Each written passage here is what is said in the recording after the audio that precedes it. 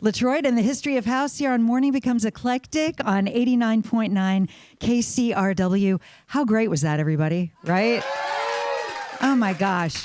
I'm really, really excited to introduce you to two really important people and a really important project. She is an international Afro soul fusion artist from Durban, South Africa. Also, Grammy Award-winning, platinum-selling producer whose work in electronic music spans, 3 decades. His early start was in the Detroit Underground as a touring member of the electronic dance group Inner City, which is how I first learned about you. And this is an unexpected collaboration. It is. You know, Duke Mushroom behind me on percussion. Say hi to everyone. Oh, say hi hey. to Duke Mushroom. Duke and I played in Inner City at the same time. And 89. great job on Ride Like the Wind. Yeah. Dude, right? Yeah. That's you, right?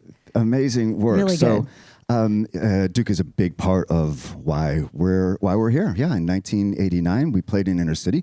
The breakthrough song for Inner City was a song called Good Life. And not only was it the breakthrough song for Inner City, it was the breakthrough song for this entire genre. Kevin Saunderson, who I would like to say hello, Kevin, and appreciate his innovation, broke open the doors for this entire genre of music. Without Kevin Saunderson's contribution and Good Life, I don't think that we would be able to perform the set that we are right now. Really? Yeah, he was that important. We're going to hear Good Life as we go into the next set of music. But to back up for 1 second, I want to talk about how this unexpected collaboration came together, because Nomvula, you have come to us from South Africa. You two met in an unexpected way, and this project got off the ground. Can you all tell us about it? Yeah, it's an interesting story. My friend, Groove Terminator, had a project that he started with Soweto Gospel Choir called History of House, and it was a touring project, and he started that in 2020.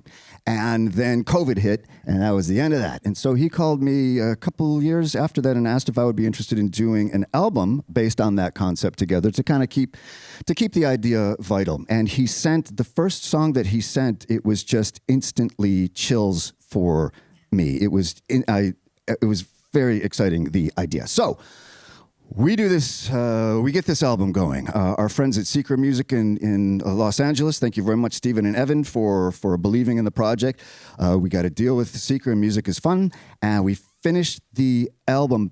While we were working on it, though, because this is an international collaboration between South Africa and Australia and me in Los Angeles, where, there's a lot sort of happening here.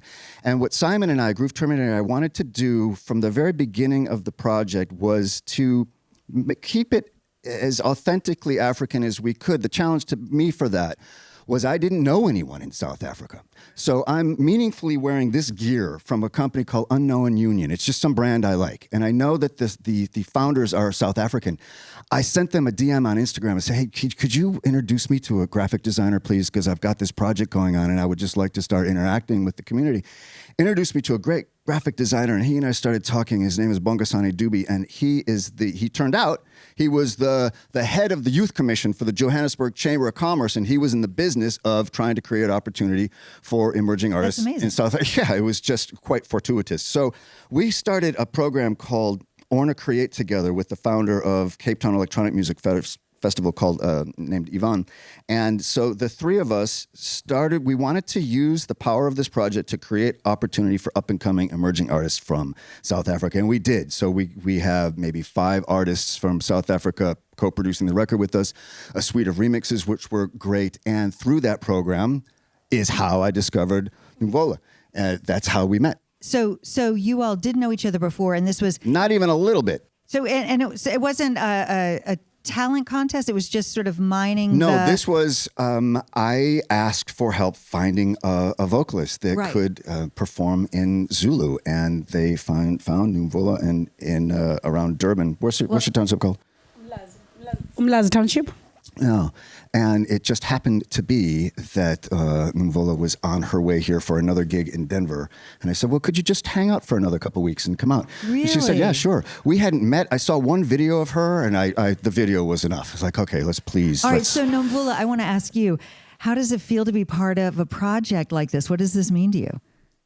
It's life-changing. It's life-changing. It's validating. And it's inspiring when people use the spaces they have, the gift that God has entrusted them with, to create spaces of inclusion and being seen. And it cuts all the boundaries that the society builds. Because, I mean, if we're going through the normal route of any musician from a rural South African township into an international platform, it's a lot of red tapes. It's difficult to penetrate through that.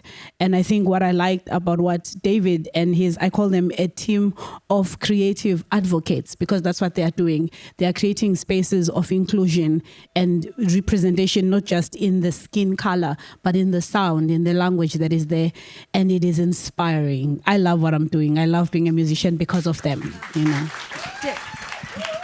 Were you familiar with house music coming into this? Do you know the genre? Did you know the... Well, most of the music that Dennis and the collective are doing is usually you'll hear it when they're mixing Amapiano.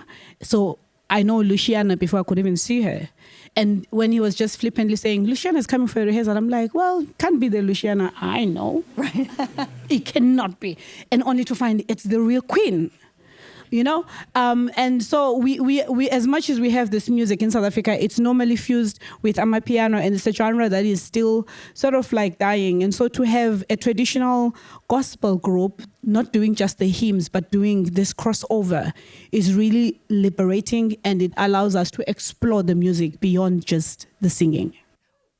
Talk, Dennis, a little bit about singing in Zulu, because the language, the percussion,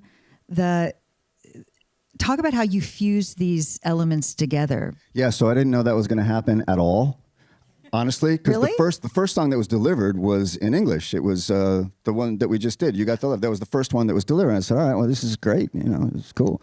Let's do more. And then I got all these vocals delivered to me, and they were in Zulu. And I was like, okay.